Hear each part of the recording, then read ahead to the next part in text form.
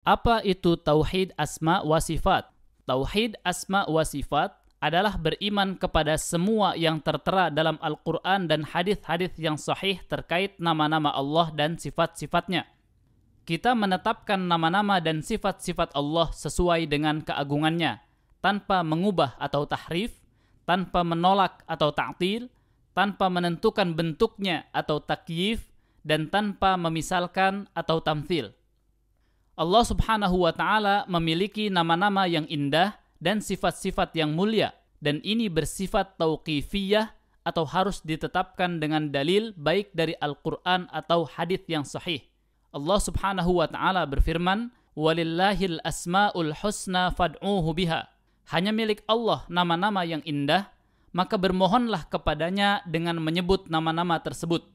Dalam surat Ar-Rum ayat 27, Allah subhanahu wa ta'ala berfirman, "Walahul mathalul a'la fis samawati wal ard, wa huwal azizul hakim."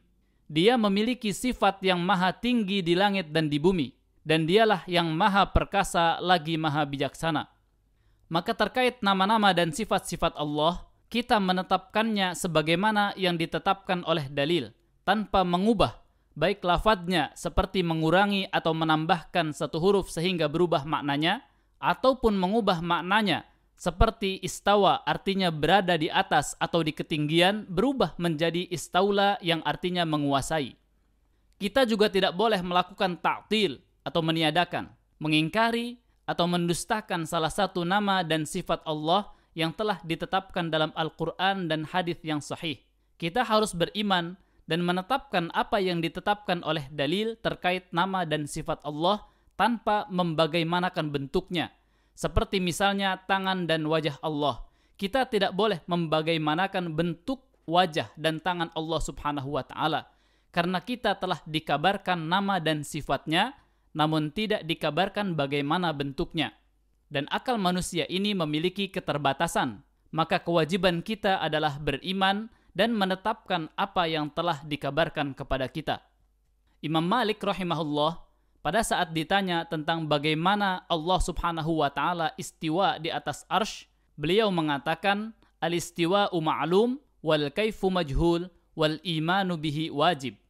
Lafaz istiwa sudah diketahui maknanya, tetapi bagaimana istiwanya Allah subhanahu wa ta'ala tidak diketahui. Dan beriman bahwa Allah subhanahu wa ta'ala istiwa di atas arsy adalah wajib.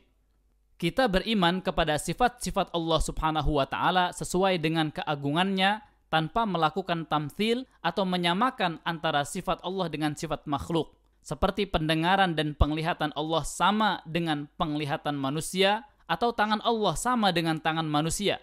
Ini tentunya tidak benar karena tidak ada yang sama dengan Allah subhanahu wa ta'ala. Karena Allah subhanahu wa ta'ala berfirman, "Laisa kamitslihi syai'un wa huwas sami'ul basir." Tidak ada sesuatu yang serupa dengan Dia, dan Dialah yang maha mendengar dan melihat. Oleh karena itu, kita beriman dan menetapkan nama-nama dan sifat-sifat Allah sebagaimana yang ditetapkan oleh dalil dari Al-Quran ataupun hadis yang sahih tanpa mengubah, tanpa menolak, tanpa menentukan bentuknya, dan tanpa memisalkannya. Apakah nama-nama Allah subhanahu wa ta'ala berjumlah 99 saja? Sebagian ulama mengatakan bahwa nama-nama Allah terbatas pada jumlah tertentu. Namun yang benar adalah pendapat mayoritas ulama bahwa nama-nama Allah subhanahu wa ta'ala tidak terbatas pada jumlah tertentu. Di antara dalil yang menunjukkan bahwa nama Allah subhanahu wa ta'ala tidak terbatas adalah hadis yang diriwayatkan oleh Imam Ahmad. Nabi sallallahu alaihi wasallam bersabda, "As'aluka bikulli ismin huwalak, sammaita bihi nafsak, au anzaltahu fi kitabik, au 'allamtahu ahadan min khalqik, au ista'tharta bihi fi 'ilmil ghaibi 'indak." Aku mohon kepadamu dengan setiap nama baik yang telah engkau gunakan untuk dirimu, yang engkau turunkan dalam kitabmu, yang engkau ajarkan kepada seseorang dari makhlukmu, atau yang engkau khususkan untuk dirimu dalam ilmu ghaib di sisimu. Hadis ini menunjukkan bahwa Allah subhanahu wa ta'ala yang telah menetapkan nama-namanya dan Allah beritahukan kepada siapa yang Allah kehendaki. Allah Subhanahu wa Ta'ala yang telah menetapkan nama-namanya di dalam Al-Quran agar diketahui oleh hambanya. Dan ada nama-nama yang Allah Subhanahu wa Ta'ala simpan dalam ilmu gaibnya sehingga tidak ada yang tahu kecuali Allah.